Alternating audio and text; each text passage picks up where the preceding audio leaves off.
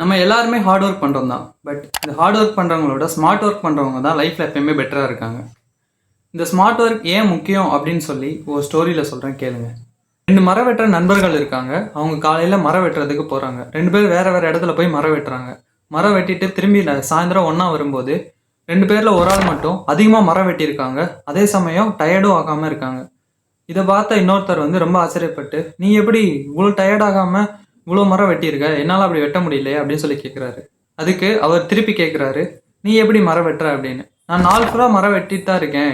நான் ஒரு பிரேக் இல்லாமல் கஷ்டப்பட்டு மரம் வெட்டுறேன். ஆனால் என்னால் உன் அளவுக்கு மரம் வெட்ட முடியல. நீ எப்படி வெட்டுற அப்படின்னு கேட்குறாங்க. இல்லை, நான் ரெஸ்ட் எடுத்து தான் வெட்டுறேன். அதனால தான் என்னால் இவ்வளோ வெட்ட முடியுது அப்படின்னு சொல்கிறார். அதே மாதிரி அந்த இன்னொரு மரம் வெட்டுறவர் போய் அடுத்த நாள் அதே இதை டெஸ்ட் பண்ணி பார்த்துருக்காரு. ரெஸ்ட் எடுத்து மரம் வெட்டுறாரு. ஆனால் அவரால் அவ்வளோ மரம் வெட்ட முடியல. என்னதான் நடக்குது அப்படின்னு சொல்லிட்டு அடுத்த நாள் போகையில் ஒளிஞ்சு நின்று பார்க்கலாம் அப்படின்னு சொல்லி முடிவு எடுத்திருக்காரு.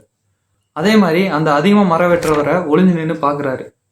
அவர் சொன்ன மாதிரியே போய் ரெஸ்ட் எடுக்கிறாரு. ஆனால் அவர் ரெஸ்ட் எடுக்கும்போது என்ன பண்ணுறாருன்னா கோடாரியை நல்லா ஷார்ப் பண்ணுறாரு. அதனால அவரால் அதிகமாக மரம் வெட்ட முடியுது. அதே சமயம் நல்லா ரெஸ்ட் எடுக்கவும் முடியுது. ஸோ நம்ம லைஃப்பில் ஹார்ட் ஒர்க் பண்ணுறதை விட ஸ்மார்ட் ஒர்க் பண்ணுறது ரொம்ப ரொம்ப அவசியம். புரிஞ்சுக்கோங்க.